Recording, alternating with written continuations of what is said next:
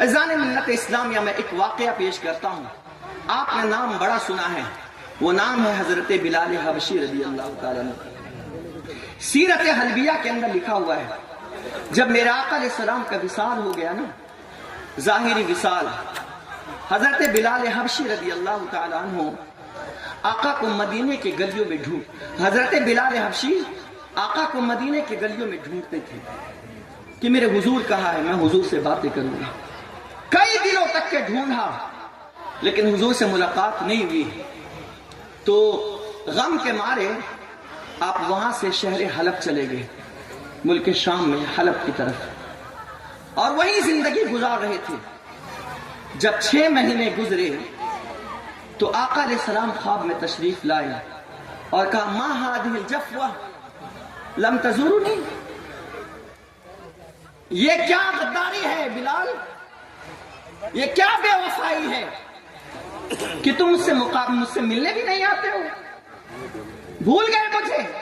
خواب میں حضور تشریف لائے 6 مہینے کے بعد اور کہا ما هذه الجفوة، یہ کیا غداری ہے، تم مجھ سے محبت کرنے کا دعویٰ کرتے تھے اور مجھے چھوڑ کر چلے گئے، مجھ سے ملنے نہیں آئے.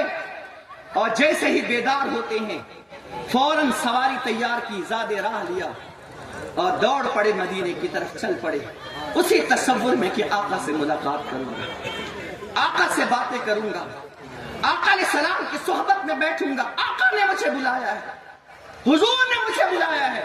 ملک شام سے سفر کرتے کرتے جس میں انگڑائیاں لے رہی ہے کہ آقا کا دیدار کرنے ملے گا، اور جیسے ہی مدینے کے قریب آئے حضور علیہ السلام کو کبھی مسجد و محراب کی طرف ڈھونڈا، آقا نہیں ملے.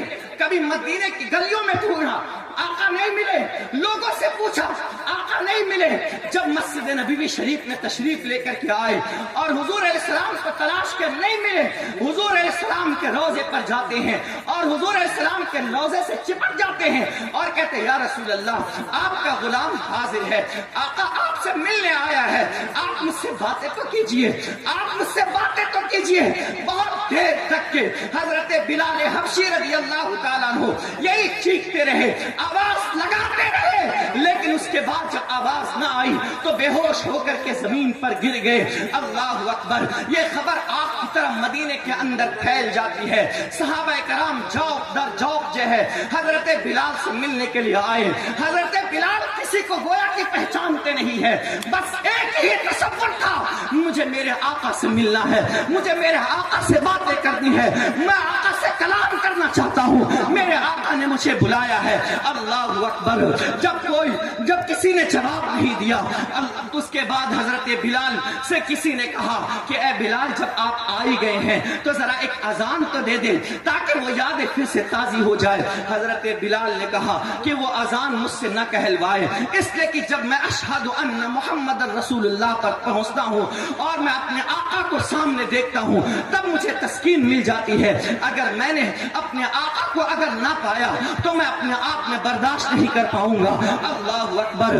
جب سب کو انکار کرتے گئے تو کسی نے کہا کہ اگر یہ مانیں گے تو حسنین کریمین سے مانیں گے، لہٰذا چاہو حسنین کریمین سے کہو، اگر وہ ان کی بارگاہ میں تم سفارش کرو گے اور وہ ان سے کہہ دیے تو اللہ اکبر وہ ان کی بات مان لیں گے. لوگ حضرت مولا کائنات کے شہزادے حضرت امام حسن مصطفیٰ اور امام حسین کے پاس جاتے ہیں اور کہتے ہیں کہ حضرت بلال آئے ہیں، آقا علیہ السلام سے ملنے کے لیے آئے ہیں، آقا نے انہیں بلایا ہے، لیکن ہماری تمنا یہ ہے کہ وہ ایک اذان دے دے تاکہ وہ دور ہمیں پھر سے یاد آ جائے.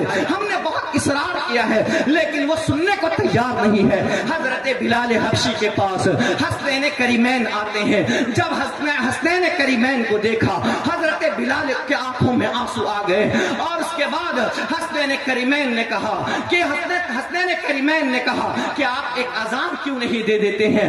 اللہ اکبر. تو آپ روتے روتے کہتے ہیں سب کی بات تو میں ٹال سکتا ہوں لیکن آپ کی بات میں ٹال نہیں سکتا، اس لیے کہ آپ ہی کے بارے میں میرے آقا نے فرمایا تھا الحسن والحسین سیدہ شباب اہل الجنہ.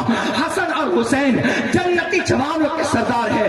آقا نے آپ ہی کے بارے میں کہا تھا کہ من احبنی وأحب هذین وأحب أباهما وأحب أمهما كان معي फी दरजतिन यौमिल क़ियामा, कि जिसने मुझसे मोहब्बत की, मेरे इन दोनों नवासों से मोहब्बत की, इनके वालिद अली से मोहब्बत की, इनकी वालिदा फातिमा से मोहब्बत की, जिस दर्जे में क़यामत में मैं रहूंगा, इनसे मोहब्बत के बदले में अल्लाह उनको भी वही दर्जा अता फरमाएगा, उसी दर्जे के अंदर रखेगा। लिहाजा मैं आपको नाराज नहीं कर सकता।